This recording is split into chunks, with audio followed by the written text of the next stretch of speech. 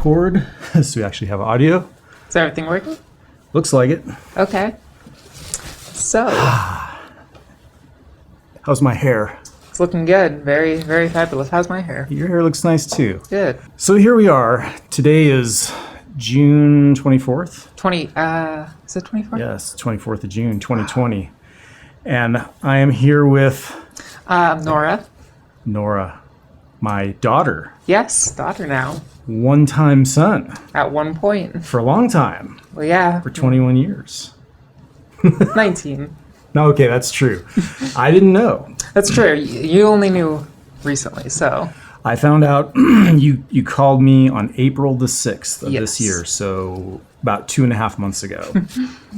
And, I guess why I wanted to talk to you is just to make this video, and maybe it'll help other people because, had 3 sons, 2 stepsons. You're my only natural child, born my son, and I loved that son. And then when you told me, I was not shocked, but at the same time, I went through a lot of my own emotions about it. But the bottom line is, and you and I have talked before, it's like, I accept you for who you are. Yes. I accept your decision. I don't wish you were different, Right. And I think that's something that I can't say is true that I would have always said in my life, I definitely do worry about that. I would joke to myself, being in high school, thinking if I came out, I'd be sent to conversion therapy. That was definitely a fear in the back of my mind. I'm sure, yeah, and I don't think I would have gone that route, but just when you told me, like I said, I wasn't totally shocked, and that I remember the day you told me. It was in the morning, and I wanted Bonnie to hear it, and so we talked later that night, but we didn't really get a chance to talk about it till that night. Yeah.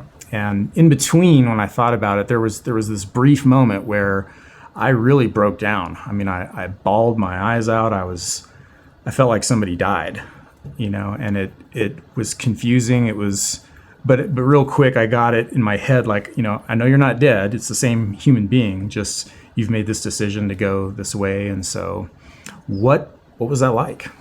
Yeah, I mean, it was definitely a process. Being in high school, I was a very late bloomer, of course, so I didn't really start puberty until I was around 16.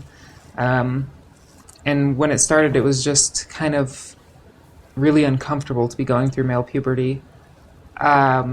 And then when I turned 19, of course, it was I think it was in September when I started. I think September 22nd was my start day for estrogen. What year was that? 2018. So, and that was kind of the starting process. And the process after that, I mean, I kept it hidden for years. Really only my friends knew about it, and of course my mom knew about it. But for the most part, I tried to keep it hidden in public. At work, nobody knew at work. I would wear heavy jackets all the time to cover my, breast development, and I would just try to keep it under the radar pretty much. So what was the first sort of, take me back to the very beginning, when did it very first begin for you? So I worry that I'm slightly unconventional because I didn't really see my first sign to myself until 8th grade. That was when I started showing my first signs. I had a friend ask me, what would you do if you woke up the opposite gender? And me at that time, I had no idea how to answer that question. I didn't really have an answer. I wish I could go back to her today and be like, celebrate, party. But, that really confused me. And that was something that happened in 7th grade actually, but that was kind of the start of my feelings of this. And then my first sign, I always think is so funny. Remember in 8th grade, I was, last year in middle school, and I took a beginning band class. That was when I played the flute. And you ordered me a band shirt because the school had to have band shirts for everyone. And they told, because I was in beginning band, they expected me to be a freshman there at that school. And so they said, oh, your kids are probably going to go through puberty, so get them 2 sizes larger in shirts. And so you got me I think a large shirt. and I was like 4'8", and that thing went below my knees. I remember that. That was a huge shirt. It was huge. But the funny thing is, I would sometimes wear that in secret and just spin in it because I liked spinning and watching it like spin around me. And that was like the first sign I see to myself. So I can't relate to that. I mean, I've never in my life felt like, I want to be a woman. It's foreign to me, but it must have been I guess, I don't know how to put it. Like, how did you go from there? Like, what do you do with that once you start having those feelings? I had no idea where to look. When I started feeling the feelings in sophomore year of high school, I realized I wanted to be a girl. I didn't know what that meant. I didn't know there was a term for it, and I didn't know where to go forward with that. I just knew that this was something I wanted. And I think I've mentioned this to you before, but at the time I was still very religious, and I would pray every night, hoping I'd wake up as a girl. And that was pretty much my attempts to transition in sophomore year of high school. But then I heard from a friend a little bit in the later parts of sophomore year that he had talked about, at the time, this is my friend who eventually would transition to become a man, born woman. And, he was telling me about how there were surgeries that was an option. And neither of us were really aware of this. And he had just discovered it that morning, and it was a shock to me. The only thing I knew for my own self was I want to be a woman. I want to present as a woman. And me and this friend had made an agreement that we would go to prom together, me wearing the dress and him wearing the suit. And this was before either of us knew we were trans. And that was sophomore year. So that was kind of, wearing women's clothes was kind of the first idea, a step forward towards transitioning to me. I hadn't heard about the term transgender. I didn't know anything past bottom surgery. I hadn't heard about any of the other surgeries. I didn't know about hormone therapy. Nothing. But I knew that something was kind of wrong with me. Junior year, I was more confident. I still didn't know the term for it, but I came out to two of my closest friends, and I told them I want to live as a woman. And I didn't know what that meant, and they didn't know what that meant. But I knew that that was what I wanted. Senior year, I learned about the term transgender. I saw it on a health poster on the wall, something about bullying statistics of transgender people. And, I did my research after that. I was like, well, what's transgender? And I looked it up and kind of learned a little bit about it. And I still didn't know about hormone therapy, which is one of my big regrets because I didn't start until 19. At the time, I was 17, 18. Told my friends all in senior year. They all knew. Now that I knew I had a word for it now, so I could easily come out to my friends. Just, hey, I'm transgender. That's me now. And they were all super supportive. No one really cared. And then end of senior year, I came out to my mom, and she didn't know anything about it either. We didn't know any steps to take. And then went into college. And at college, of course, there's lots of different ideas. I was, of course, an art student, so a lot more common there. And I had made a friend who was also transgender, and he kind of taught me about, that hormone therapy was an option. And he was like, oh, when do you want to start estrogen? I was like, wait, that's a thing you can do? And I realized that, that was an option for me. And I still was very, very scared to take that first step because starting hormones was terrifying for me. This is the step, once this is irreversible once you start going. Yeah. And so, but I knew it was what I wanted, and I was just so scared. I was scared that people would see me walking into the building because we had a building on campus that was, they had a pharmacy and you could schedule an appointment and they had stuff for gender stuff. But I was very scared to go in. I was worried people would see me. I was worried I'd get made fun of. It was irrational fears. No one cares. It's a college campus. But those were the fears that held me back until I asked my friend, hey, could you walk in with me? And he walked in with me, and I went and I scheduled my appointment. And then 3 weeks later, started on hormones, and that was that. How much of your thinking was geared between, I'm imagining that there's one side of your thinking process that says this is something that I'm choosing to do and I want to make this decision. But there's this other side of your thinking process that's thinking perhaps, how is my decision going to affect the people that are the closest to me, like my old man, like your dad, and or not just me, but I mean, your mom, your stepmom, your brothers, your stepbrothers, your grandparents. How much of that weighed on your, like, if there was a ratio, what was the scale like? Oh, I wouldn't know how to put it on a scale, but I would say that it was definitely an issue. I was definitely worried. I brought this up to you in the past, but when I first came out to my mom, I was terrified. I was just completely scared of, like, what if she doesn't accept me?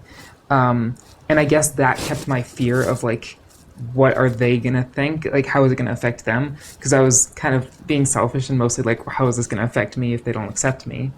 The thinking about how it affects other people didn't really come in until after I started coming out to people. And then when you told me that it felt like you had lost a son, I didn't consider that those were your feelings, and that must have been extremely painful and sad, and I didn't consider that that would be something that you would go through. It's clear that it should have been something that I would have expected, but I just didn't put the thought in. I was mostly worried about how you would react to me. Yeah, I'm sure. I mean, like I said, I kind of had noticed, like, there were times before you came out where I'd see you, we'd go to lunch, and I'm thinking, that boy's looking pretty effeminate these days. Like, Yeah. he's looking a little waif-like. And I didn't really put it all together. I used to actually say to people, friends or family, just the occasional offhanded comment, I'd say, I wouldn't be surprised if my son came out to me as trans one day. And maybe I was just mentally preparing myself so that when you did tell me, it wasn't a total shock. But Yeah. what was a total shock, what I did not know at all, was that you had been on the hormone therapy for 18 months already. And that was what was contributing to this sort of waif-like appearance and the way you looked. And I thought, whoa, like, Nora, I'll refer to you as Nora, went the whole way. And, what has surprised me is how little I think about what other people will think about you or about me. It's like, I'm not embarrassed. I'm not ashamed. I'm confused sometimes. I mean, I'm confused only in the sense that I don't get it. I'm not in your shoes, and I don't know what it feels like. So I can't, any more than I could feel what it's like to be someone who has a different skin color, or whatever, just maybe somebody who's an amputee. I don't know what that's like either. It's like, that's not me. But what I am so encouraged by is the way you and I both have accepted the other through this whole process of revealing. It's like, I accept you. Yes. I don't look at you and think in the back of my head, oh, I hope Nora changes her mind. I mean, I know for you, this is a step of no return, no going back. You've made this leap, and this is the direction you're going.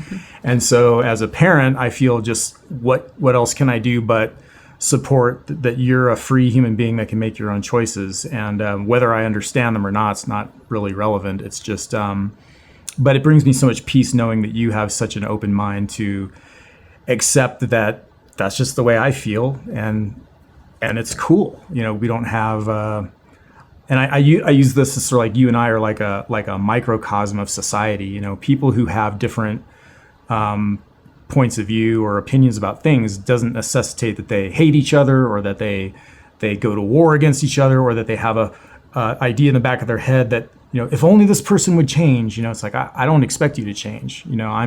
For me, I'm the only person I can change. And so for me, it's just to learn to accept you for who you are and love you for who you are. And the hardest part for me is getting used to the idea that, say I would refer to you as you're beautiful. Because I'm thinking, for 21 years, you're my son. It's like, hey, my boy, laugh, and this kind of shucky jivey father-son thing, right? Yeah. So to sort of kind of wrap my head around, like, okay, now we're going as, I've never had daughters or a daughter until now, so it's like, okay, and you've just sort of sprung into full adulthood. I didn't have a chance to watch a daughter grow up, so it's weird in that sense, but it's not insurmountable. It's just, something different. I'm rambling, but No, it totally makes sense. I mean, I'm happy that I'm able to be around you now. Like, for so many years I kept it hidden, and I know for you it was just a jump, a change, something crazy. But for me, it was a very slow process. I didn't really start noticing changes for months while I was on hormones, and for years, really. I mean, well, for the first year I was on hormones, I to the general world, I tried to keep it secret. You know, I'd wear, like I said, I'd wear clothes and try to present myself as male, just so I wouldn't, you know, rile anybody up or draw any attention to myself. And that only started changing when I moved to go to my new school in Minneapolis, you know, last year, a year ago, because there I was like, this is my chance. You know, nobody around here knows me, so I'll just go all out and start presenting fully female. Fresh start. Yeah. Do you find that you still get, or what's the general experience like as far as, do you think about the way people are looking at you? Are you hyper aware of like, are people looking at me and wondering, or am I passing as a female, or what kind of thoughts go through your head? I mean, at first, you know, back before, while I was still presenting male, I was more scared of people noticing, like, oh, you know, there's a noticeable curve on your body. Like, I was scared people would find that out, but I didn't really look for looks. And I've always been notoriously bad at being aware of my surroundings. It's true. And how to hold your silverware, I might point out sometimes. Still got the Gaston clutch sometimes. Yes, it's true. It is true. I do. But yeah, I have really bad spatial more dainty awareness. if you held it like, this is my little fork thing. With my fork. Tom, tom, tom. Yeah. No, I've been pretty bad with silverware all my life. It's a skill I never quite mastered. But I never paid attention to people's, like, looking at me until I started presenting female in Minneapolis. Because then, obviously, I wasn't passing. I was fully aware I wasn't passing. I still don't think I pass. I think I passed generally in public, unless people are looking for it. You know, if someone who knows what they're looking at looks at me, they'll know.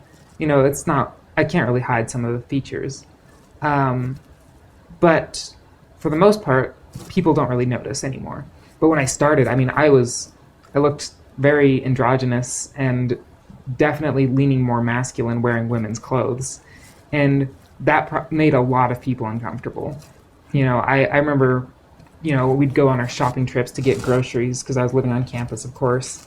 And I'd be in Target and all these, like, moms would look at me and they'd side-eye me and hold their kids close, and we'd try to walk them past me quickly. And I felt like I just wanted to hide. I didn't want anyone to see me. But I also knew that I didn't want to go back to wearing, like, hiding my body.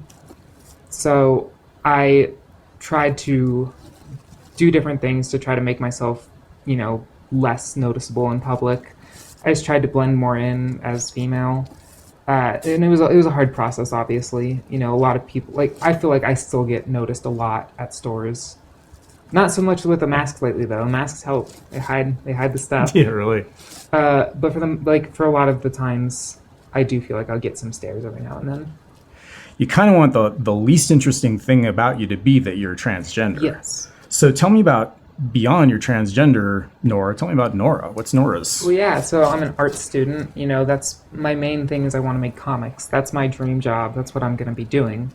And I see myself as a comic artist. Like, that is my kind of signifier.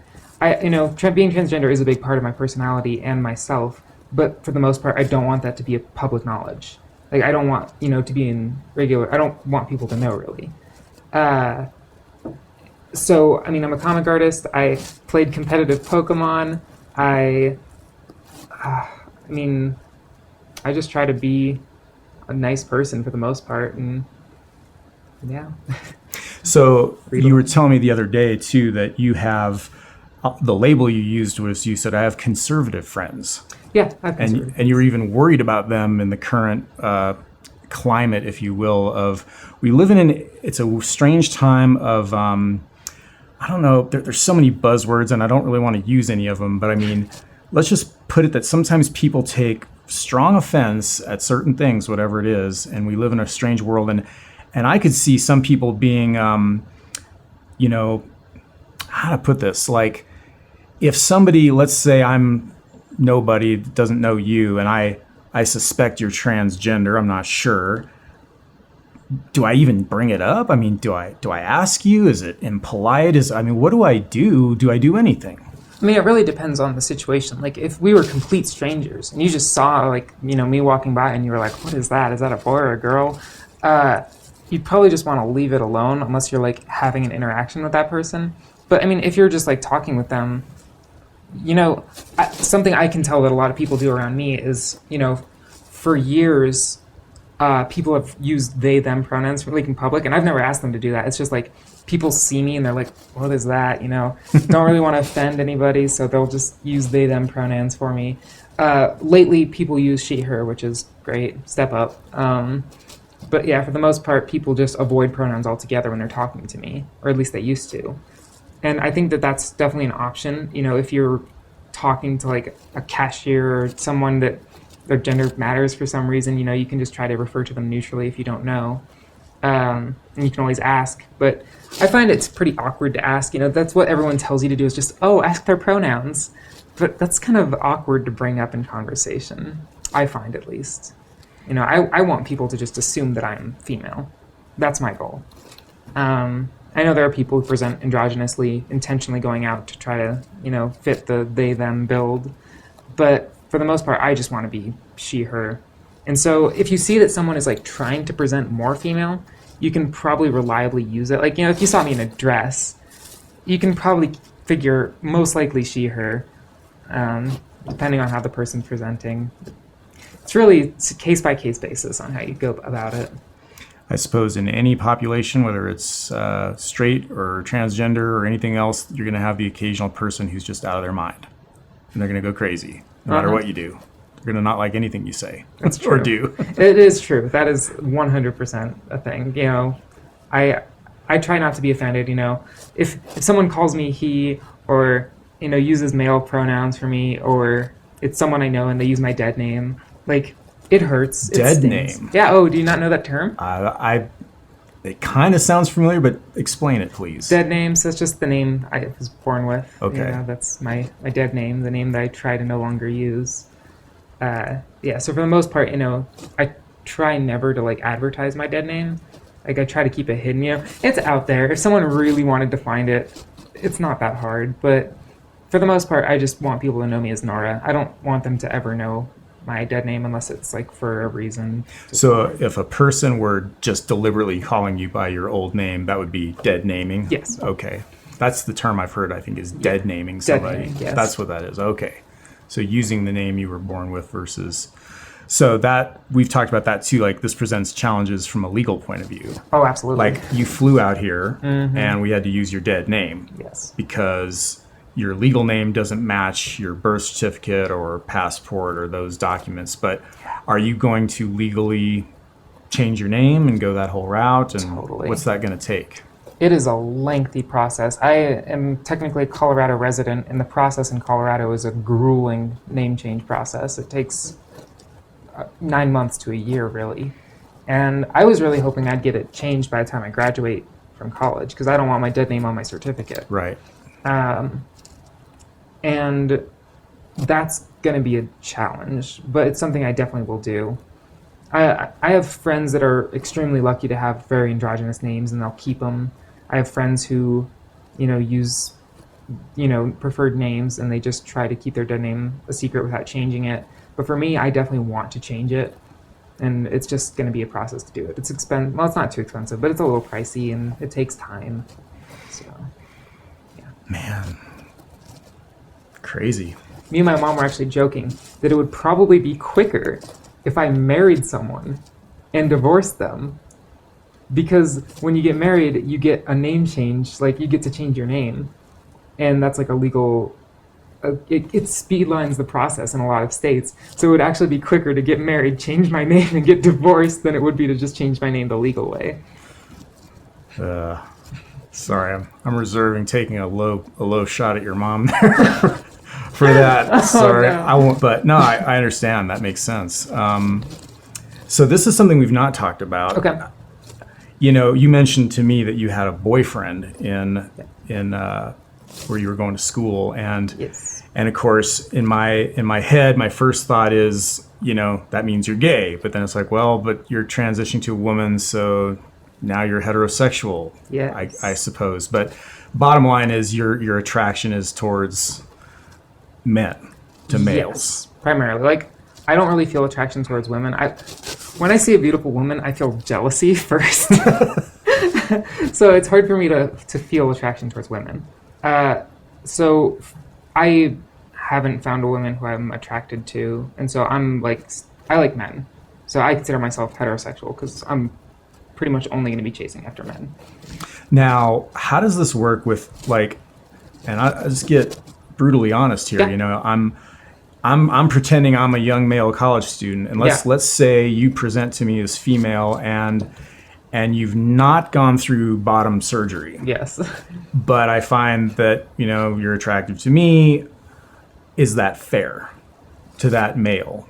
Is it a trap? Is it a trick? What is that? So definitely, I understand the question a lot, and it's definitely something I feel like a lot of straight men worry about. You know, like, oh, is it gay? Nothing's more embarrassing for a straight man to fall for a woman that turns out to be, you know, not entirely what he that's thinks. like the thing that's been in sitcoms for like 20 years, Sure, 30 yeah. years. Is just like, oh, it's actually a guy in that dress. Right. I mean, so it is actually a big issue where a lot of trans women will intentionally not tell men because they worry it would ruin their chances.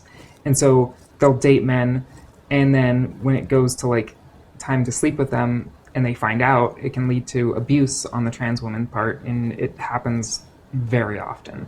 So the main advice that a lot of trans women will give is like, be upfront. You know, if for me personally, my rule is if I go on a date with a guy, I'll try to keep it hidden for the first date, but then like at the end of the date, tell them like, by the way, this is what I am, just so that they don't like get their hopes up, or, you know, because I understand. I don't think it's wrong to not be attracted to a trans woman. If a straight guy doesn't want to date me, you know, he perceives me as a woman and then finds out that I'm a transgender woman and then no longer wants to date me, I guess I understand that. You know, that's his personal choice, and I just have to accept that. As sad as it is, it's like I just need to accept that and move on. And so I always try to be upfront and honest about that stuff.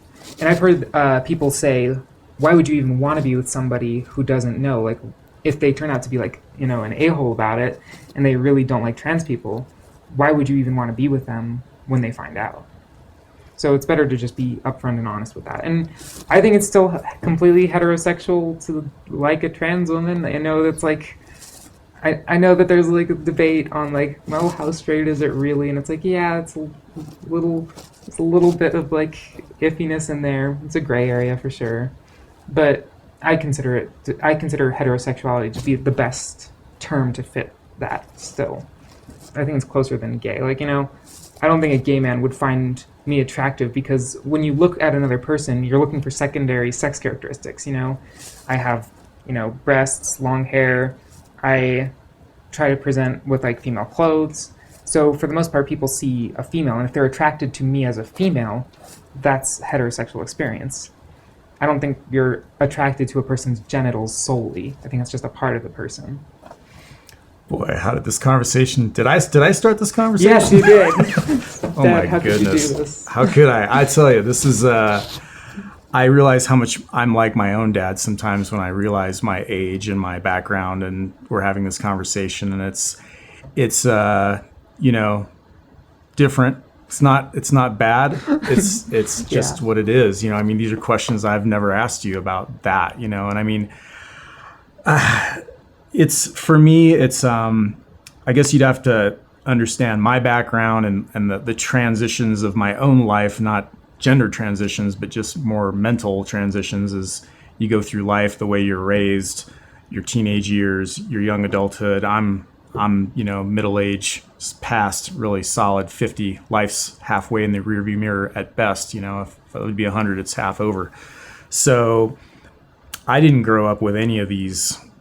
Like transgender wasn't a term I ever heard until well into adulthood, and even back when I was a kid, I mean, the worst thing you could call anybody was, you know, a homosexual. I won't use the slur for it, but, you know, there was another shorthand for that. Oh, and I've heard all the... Yeah, the insults, you know, and so as the world has become even more vitriolic in its venom, though, I suppose my only real concern sometimes is I have a little bit of a fear for you, for your safety sometimes, because I know that not everyone in the, like if somebody just parachuted you and dropped you into the middle of some, Middle Eastern country where well, you were telling me about this actually, that's actually transgenderism is even more acceptable than being homosexual in some places. Yeah, in some places it is. But assuming your analogy continues, you drop me somewhere where it's not accepted. Yeah, what happens? They're gonna throw you off the roof of a building, or put me to death. Yeah, chop your head off or something crazy. Sure, could happen. I'm not going to travel. It's always going to be a part of my life where I'll always have to do research to make sure that wherever I'm visiting, if I go to travel anywhere, that it is okay for me to be me. That's something I'm always going to have to worry about wherever I go. Yeah. I think one of the things I've been kind of rattling around in my head too is this. So before you came out to me as transgender, people ask about my children. I'd say I have 3 boys. Yeah. That's another thing I've had to get used to modifying. It's like now I have 2 sons and a daughter. And maybe it's just that's one more thing of getting used to is it's just my perspective. People would maybe ask me, so how's your son? Fill in the dead name here. And it's like, oh, you didn't hear. I guess you didn't see my Facebook post about that. Yeah. It's but I think I know what my point was, is I'm kind of finding myself as being the parent of a transgender child. But you're not a child, you're an adult. It's even more different. So I know that there are some parents who have transgender children that are much younger.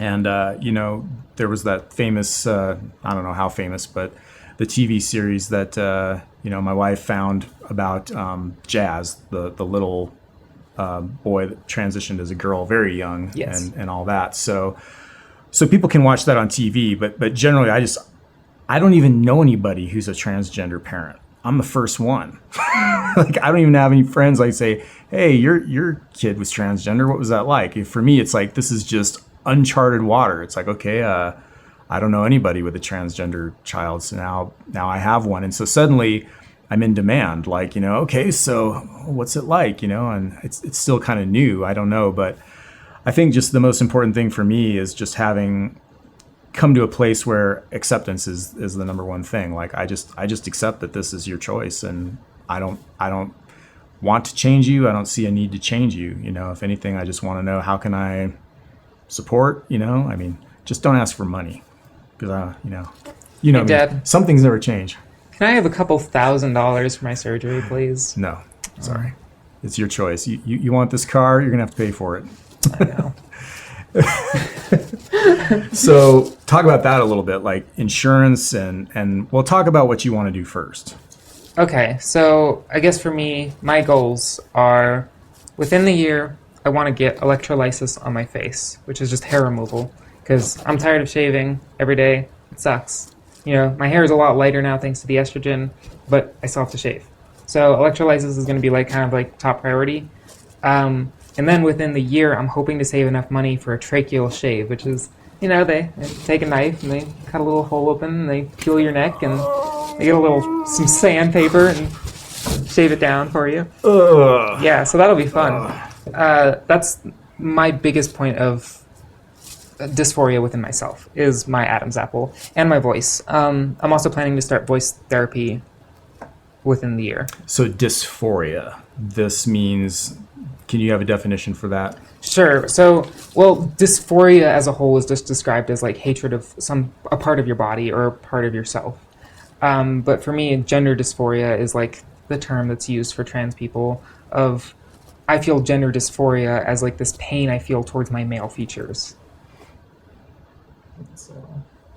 Now, this idea of hate's a strong word, hating your body. And did you ever struggle with, I'm making no assumptions, I'm just curious, did you feel like you hated yourself, or was it just your body, or was that, how do you?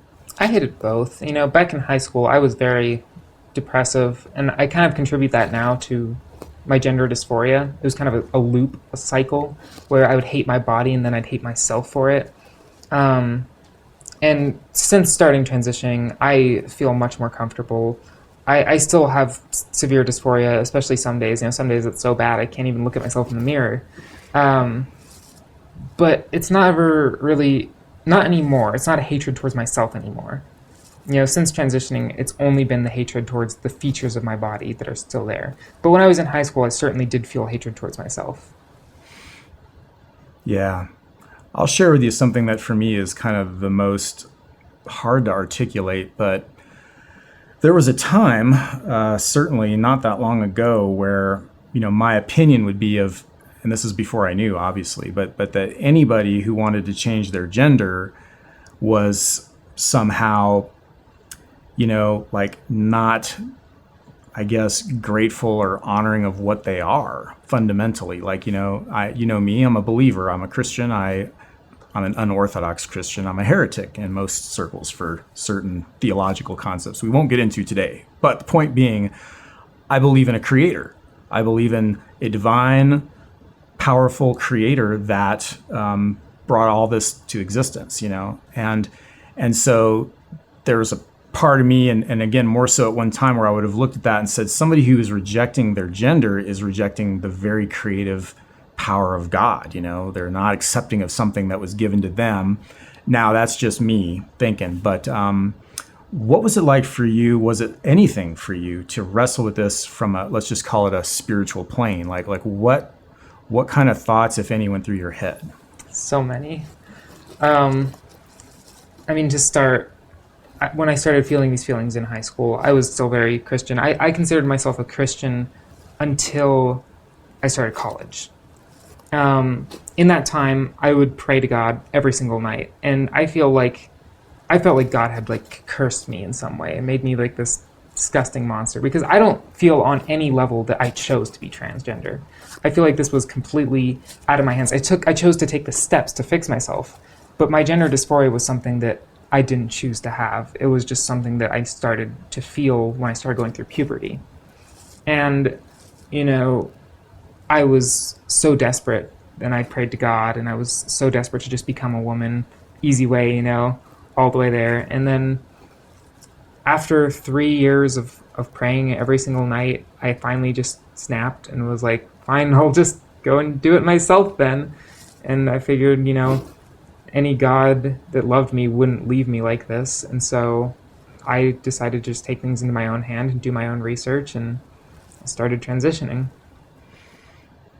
It's yeah, I'm kind of at a loss for words. I think about, if this had been 500 years ago, obviously there's no medical treatment. There's not even a concept about hormones in the body, or, well, maybe not no concept. I suppose some cultures had some concept, but you get the idea. Like, there wasn't modern medicine to look at, or, the whole idea of dysphoria. Who knows if that was a thing? But I mean, yeah, you've kind of picked the right time to do this in a cultural and in a historic context, I think, because it's probably easier now in that sense than it's ever been to make that leap, because there are tools and there are ways to get there. Yeah. But that's so interesting from the spiritual point of view. I mean, thank God I'm not God, is all I can say. I'm nobody's judge. I don't want to be, I know that I have some close friends that are Christian that know about your decision, they're saddened. For them it's not like, oh, this is a wonderful thing. And on the other side, I have friends who are extremely liberal and non-Christian, or maybe they are Christian, doesn't really matter, who are like, oh, you must be so proud, like I should just be rejoicing and celebrating. And I find I'm just kind of like, yeah, it is what it is. You're an adult. You're making a choice. I didn't even have the burden of having to go through any of this as a parent of a young child, like where you're living under my roof. I mean, this all happened outside of my control, as it were. Of a parent, like, you live under my roof. I mean, I don't know what my thoughts would have been, a long time ago, or if this had come up sooner for you. I mean, I just don't know. But I guess my hope is that for Christians out there that might be watching, it's not easy. I mean, it's just straight up not easy. I mean, every Christian is commanded to love their neighbor. and to greater love as knowing that he laid down his life for his friends and things like this. And so the fact that someone's transgender, that should have no bearing on the love. That has to be the greater course. But there's another part of them that's so terrified of God's judgment on them for accepting you. Like, boy, if I accept Nora for who she is and I start using these gender pronouns, and somewhere in the back of my head I'm thinking, no, this is really a guy and I'm calling this guy a girl, God's gonna be mad at me, or I'm gonna be mad at myself. I mean, it's a very it's very weird. I don't know how else to put it. For me, it's more, I've gone more on the end of, hey, I got no problem using the gender pronouns, and I'm already kind of in my head accepting you're a female. I'm gonna buy this whole thing. I'm getting the whole package, because you're my child. And so there's way more skin in the game for me because of this relationship versus maybe just somebody I know who's a friend. And that's I'm kind of rambling, I know, but just I guess culturally it's still such a new thing, It's not a new thing, like it's never happened in history, but it's becoming more and more common to run across it. So I'm curious what your thoughts are about the broader context. Like, are you this transgender warrior and you're gonna campaign and you're gonna go do something to make the world accept? I mean, I don't know. Like, how do you relate to the whole sort of societal side of it? Like, where do you fit in? Are you an activist? Are you just sort of, hey, I don't want to make this that big a deal about the fact that I'm transgender? Or are you a champion? How does that work for you? Sure. So for me, my goal is to stealth, which is a term that is used in the trans community and just means that you're passing as the gender fully and you don't tell people that you're transgender. It's just something you keep secret. Maybe your close friends will know, but for the most part, no one you work with, no one around you, no one really knows. Kind of like how politicians stealth as their party, but then they're really behind the scenes. No, I'm just kidding. Sorry. Oh no, you should have finished your analogy. This is great. But yeah, so my goal is to just blend in. I don't want people to even know I'm transgender. If I'm going to go date someone, I'll obviously tell them. But in general public, I just want to keep that secret. That being said, I'm not really ashamed of it per se. It's a big part of who I am. It's affected me a lot. And so I try to keep that part of myself in my mind as I go through life. And I'm completely for campaigning for transgender people and being part of the trans rights or human rights and going on campaigns and stuff. And that'd be great, but I also just want to keep a low profile. Although I do want to participate in those things. I actually don't even know how to go about them. I don't know where they're happening. I'm not enough in the trans community to know about these events, and I try to be supportive to anybody. Just because I know what it feels like to not be accepted. But so I try to be open and accepting to everybody, and I just try to let that be my legacy towards campaigning.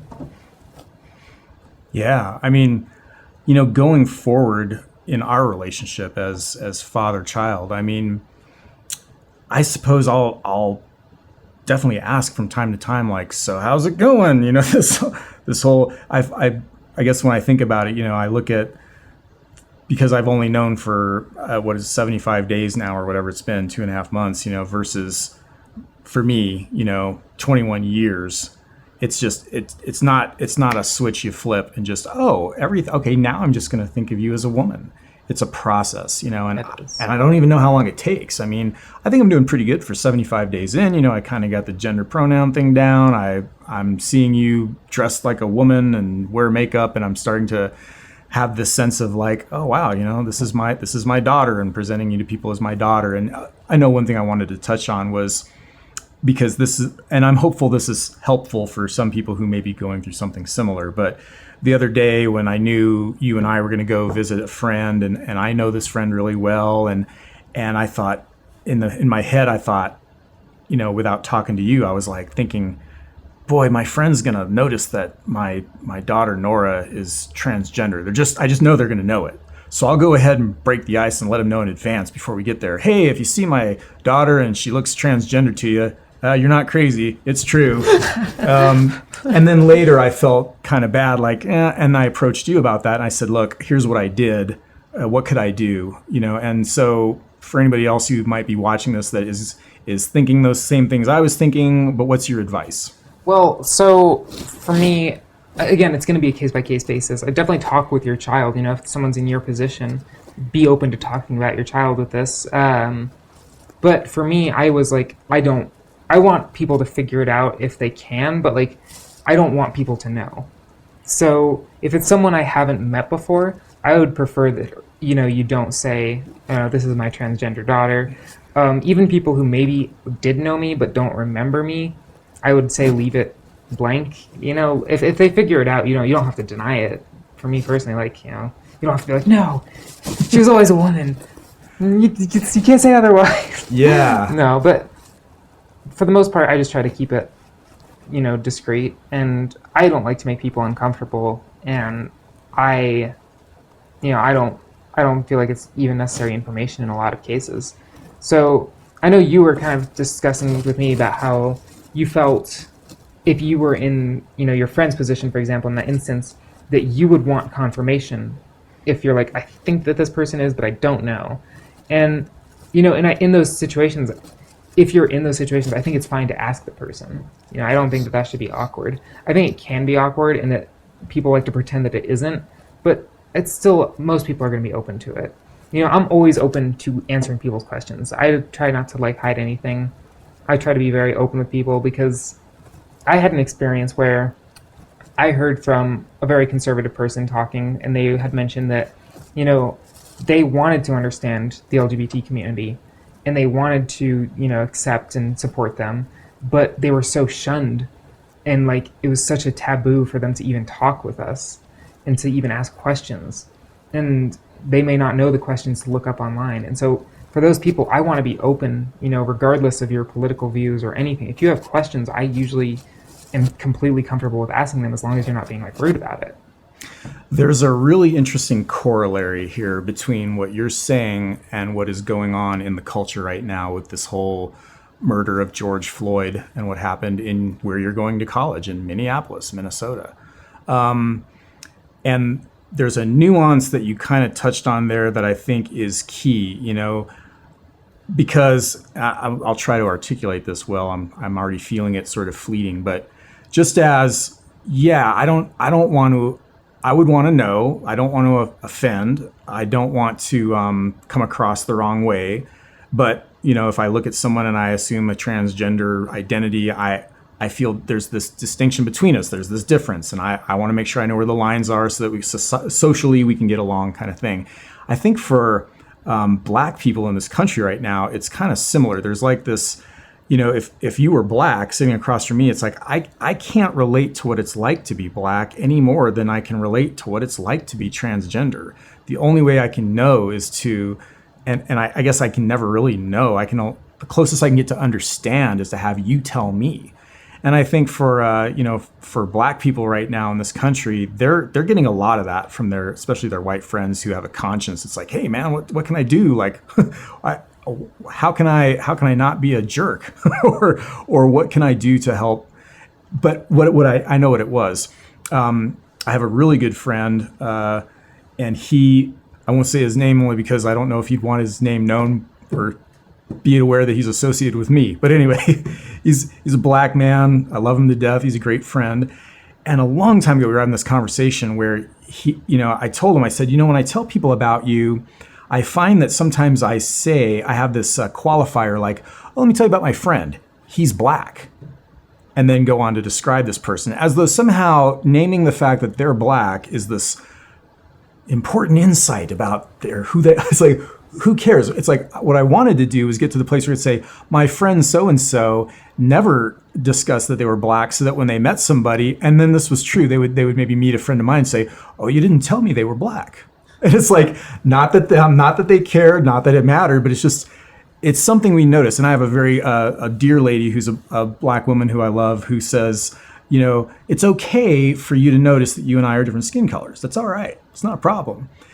But with this transgender thing, it's kind of similar. It's like what I say, just like we were saying, oh, my child, she's transgender, fill in the blank. Like, why is that even, does that need to be important? And I think what you're saying, if I'm hearing you right, is that that's not the most interesting thing about who you are. If people know, they know, but it's not like that has to be announced. And I guess it's true. I guess a lot of us do it without realizing it, whether it's to somebody who's transgender or black or gay but nobody does it if you're straight, right? My straight friend. You should totally do that. Hey, my dad, he's straight and white. He's a great guy, or whatever. But I mean, it is funny how society's just, I don't know why I'm going off on this tangent, but it's just funny. Well, no, I mean, and like you said, I have no experience being black. I don't know what that's like, and I can't imagine the difficulties that are faced. And I know we were talking about how like it really, it's a part of, as me for a transgender person, it's a part of who I am, but it doesn't define me, like we were talking. And I just want to be considered the same as everyone else for the most part. I don't want to really draw attention to myself. I just want to be the same as everyone else. And a lot of trans people don't like that sentiment. I know some trans people, I shouldn't say a lot, I just know some trans people are very proud of that. And I think that's great. They're very, very proud of who they are. And they're very open about it, and they never try to hide it.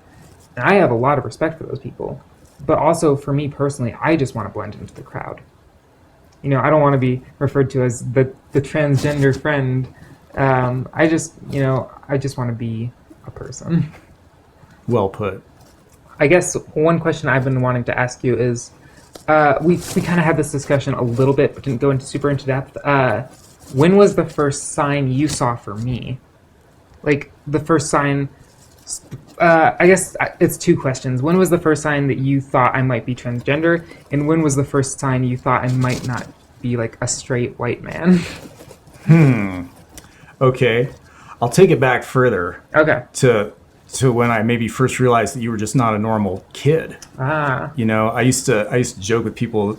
They'd say, describing my son, and can I use the dead name occasionally to refer to that, or is that not okay?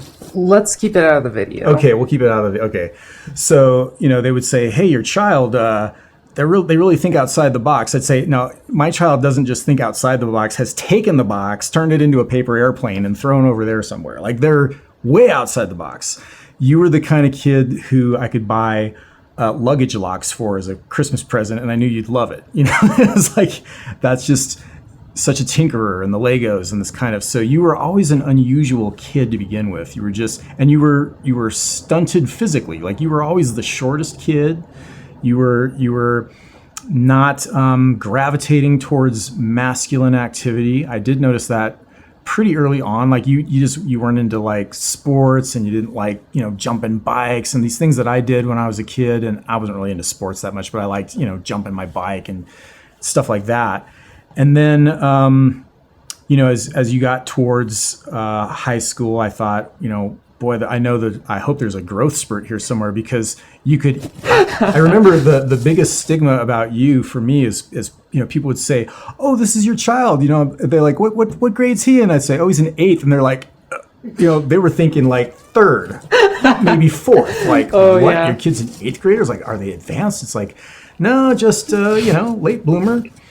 And so there was that. The first time I suspected that you might be moving towards transgender or something, I didn't know if it was what it was. I'm thinking my kid's going to come out at some point as something, gay, transgender, I don't know. But it was probably, I would say, when you were in college, because I really didn't see you much your senior year, because you moved in with your mom for that whole year. And so I just didn't see you a lot. And I didn't see any outward sign. I think when you start growing your hair out, what I know what it was. I do. It was when it was right around the time. It was one of those times that Bonnie and I took you to your work. You were working at the salon. It was some clothes you had on, and I mean, I'm looking at Bonnie like, okay, those look like girls' clothes. Maybe it was at maybe it was at a restaurant. I forget exactly where, but it was while you were in that phase of working there, which I think you were already in college. I think you'd already started college. So that's when I first noticed. It was really a dressing thing. Like I thought, okay, maybe this is like a David Bowie phase. Like, likes to dress in women's clothes a little bit, okay. But then working at the salon, it's like, I remember, I think Bonnie said something like, I'm You can struggling just say tonight. like did dead name. Like you Yeah. can just Okay. say that. So, did Dead Name have their eyebrows done, or is wearing mascara? I think it was the eyebrows was what she noticed, and I was like, what? Like, I just wasn't looking that closely. I mean, I guess women pay attention to these things. About I know I get some comments from her about my eyebrows sometimes because she's so upset at this one guy who cut my eyebrows. She's like, why did they do that? But anyway, so she noticed that. So I think she was more keen to it than I was, perhaps sooner. And then when we took you to lunch at, when was that? That was, you were still here. No, you were you still here or were you visiting? I think you were just visiting. This was just the end of last year. And we asked you about Nora. We saw Nora. I was like, dead name, parentheses, Nora, last name. And it's like, okay. And she asked you, Bonnie asked you, what's Nora about? And you said, oh, that's just a nickname, my friends. I don't know what it means. You weren't ready to. I was so scared. Yeah. I was shaking in my boots. Yeah. And that could have been the time. You could have come clean even sooner. Imagine that. You could have been out right then, because we were totally ready. We had already agreed going there. It's like, okay, so if Dead Name decides that they're going to fill us in on this, we're ready to accept it. It's like we were already happy to pull the trigger back then. But as it turned out, it was more time, and that's okay. I don't know if that answered your question, but that's when I first kind of noticed it. Well, it is funny you say the eyebrow thing. I was working at the salon, and I'd got my eyebrows done like the day before. That was great. I loved that. That was a great job, and I got to wear like all kinds of fun clothes there. It was a lot of fun. But yeah, I definitely, I have pictures of when I was working at the salon, and I'm like the outfits I wore. It's like, it's a little suspect there. Yes. But I had remembered you telling me something about when I was cheering for Cameron Riley's game. Right. I forgot about that. And that was I think that was junior year. Yeah, so we were at your brother's basketball game their junior year. That sounds about right. So I was a sophomore. You would have been a sophomore, but you would have easily passed for a middle schooler because you were so small still. Yeah. So I do remember that. I looked over, and I was like, "Where's Dead Name?" And Bonnie's like, "He's over there," and there you are with the girls, cheering, like a cheerleader out there. And I remember thinking like, man, it's so comfortable just hanging out with, and these are like the cheerleader girls, right? So in high school, the guys are like, oh, it's the cheerleader girls, those are and there you are right in the middle of them, just like you're one of them, cheering and they think you're so fun. And it's like, wow, what a interesting, okay. Yeah, that was an odd moment for me to go like, huh. And, but again, I wasn't embarrassed, ashamed, or anything. I don't know. I guess it just didn't really. It was too far down the road that you would actually make that transition. That I just thought, it's just an evening where it's just kind of fun to hang out with the girls. But maybe, do you remember? Were you feeling something? Were you thinking like, I feel more comfortable hanging out with these girls than I do with boys? Or did any of that happen in your life? I've kind of always felt more comfortable, like, just being friends with girls. And, like, I'm comfortable being friends with guys. I'd say I have a pretty decent split of friends between the two. Nowadays, I actually prefer being around boys more because when I'm around boys, my features look less masculine. Whereas when I'm with, like, a bunch of girls, it's like, something's wrong with that one over there. But, yeah, I mean, at the time, and again, this was like, I was so short. It must have been like 4'11". But I always had people commenting how cute I was because I was so short. And, I had friends thinking I was like advanced, like you said. And I was like, no, I'm pretty below average intelligent. I'm not too bright. No, that's not true. But, there are some funny stories about your spelling and grammar that we could go into that I won't. But yeah. But so like in those moments, I was like, I never felt, I guess, I don't know how to say this, but I never felt attraction towards women in any regard, really. And so it's kind of hard. Like, when I think back to those times, I was just having fun cheering. I thought it was, like, a blast. It was just fun. Do you ever get flack from girls? Are there any experience you've had where are there any girls that look at you and despise you and say, you're not one of us, you're trying to be one of us, but you're not ever going to be? Has that ever been a factor? I'm certainly scared of that. And there are plenty of women that think that, but like for me, I was terrified. I have been terrified for years of going into the women's bathroom until just a couple months ago. I finally started doing it. Until then, if I would either go to a gender neutral bathroom or to hold it, and that was it. I refused to go to the men's or the women's because I was just so uncomfortable. Like I didn't want women to be uncomfortable around me. I didn't want to be like this, infiltrator, this creepy man in a dress. Like I didn't want people to see me that way, and I was terrified because, like I said, I wasn't like super passing. I still don't think I'm super passing, but I think I pass more now.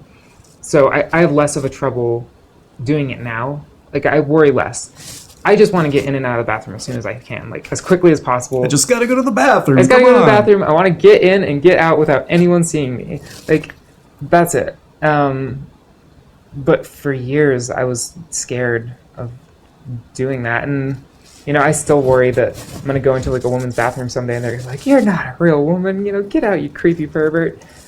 Which there are those. There sure are. I hope I don't have to deal with that. I haven't had any bad experiences yet. I actually haven't had any. No one has ever had a negative thing to say to my face. I've seen people's looks at me, and I can tell people weren't like, like I said, I had people glare at me and stuff. But I've never had anyone confront me about it.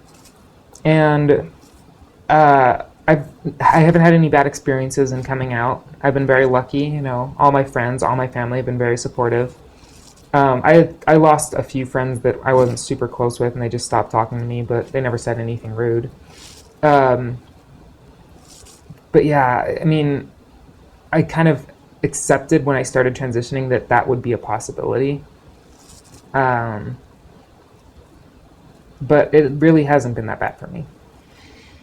So what do you have a position about that? Do you think, using public restrooms, should there be I guess this really defeats the point about for you, like, oh, here's a transgender bathroom. Okay. If you're you got men, women, and transgender men and transgender women, that's probably not a good thing, right? That's not ideal in your world, it sounds like. So to me, I think in an ideal world, I think that there would be, a men, women, and then just like a gender neutral bathroom everywhere. Because for me, the gender neutral bathrooms were the salvation of my early transition years, And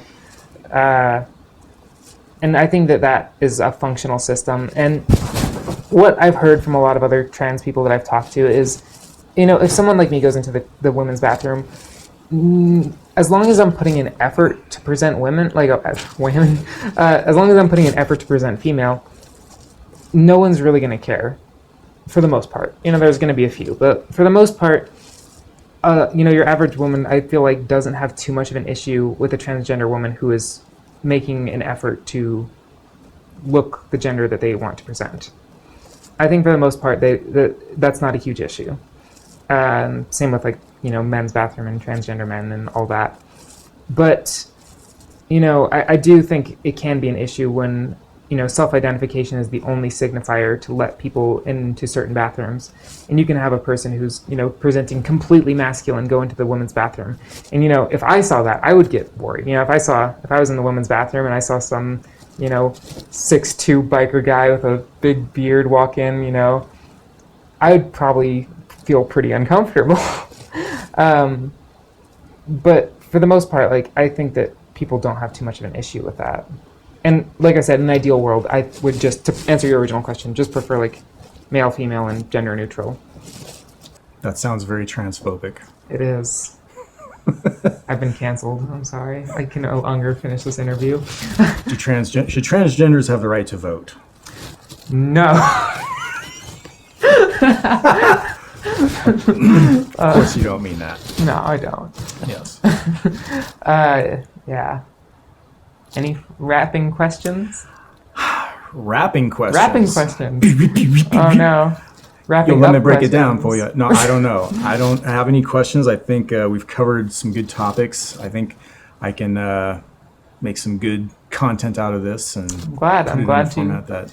contribute to your channel's growth. Yes, I wish we could do like a lightning round. We could like Lightning round. Should transgenders be able to vote?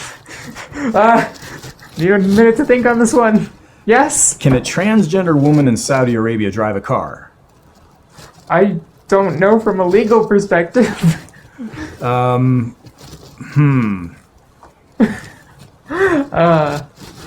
Can transgender men manspread? Is that okay? Yes. It's not okay. They should be held as just accountable. So if you're a transgender man, you still shouldn't manspread. No. Can How a shameful can you transgender be? man leave the toilet seat up? These are life's greatest questions. I'm not. I got a bunch of them. Uh, I could do no. this all day. No. Okay. You always put this Should- together. That's rude. Should humans make the decision for whether or not their pets become transgender?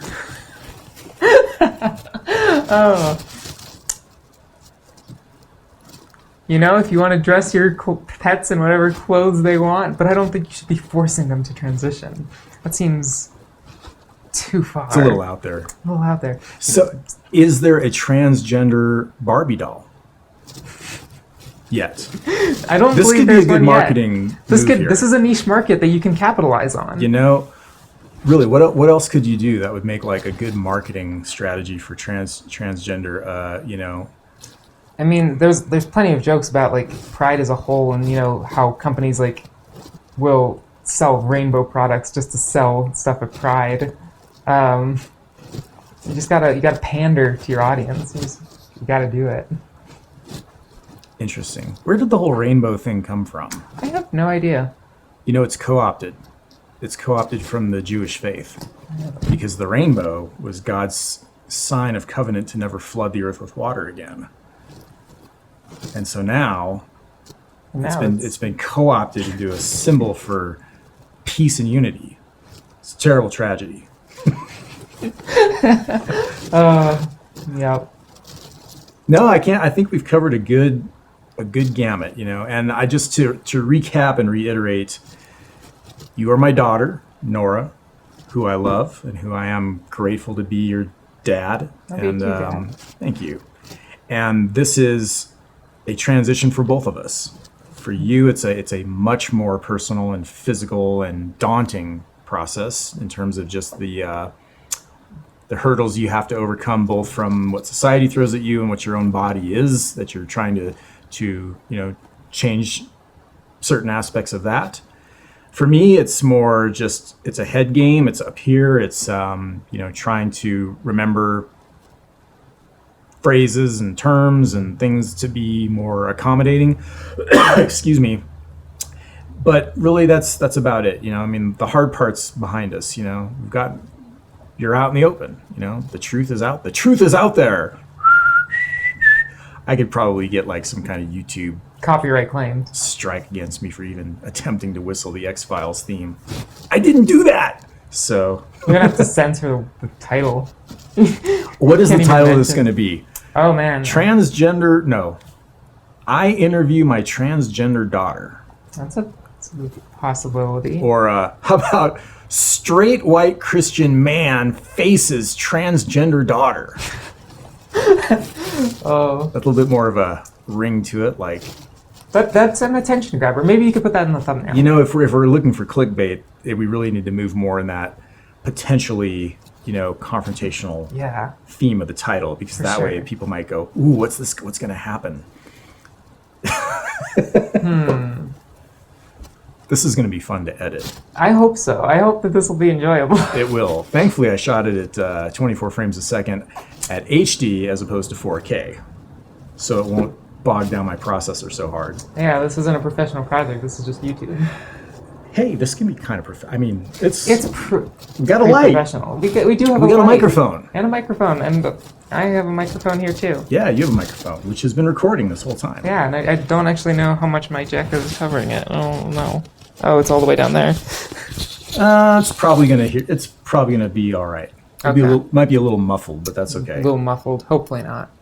Hopefully not. So, thank you. Yes, Nora. thank you, Dad. We should hug it out for the We cameras. should hug it out for the cameras. Oh my gosh. The world's first transgender hug. No, not the first. Were you going for the hand there? Was that like a dainty, or is this a game of We can do both. They can be both. Thank you, Nora. You're welcome. Thank you, Dad. Bet.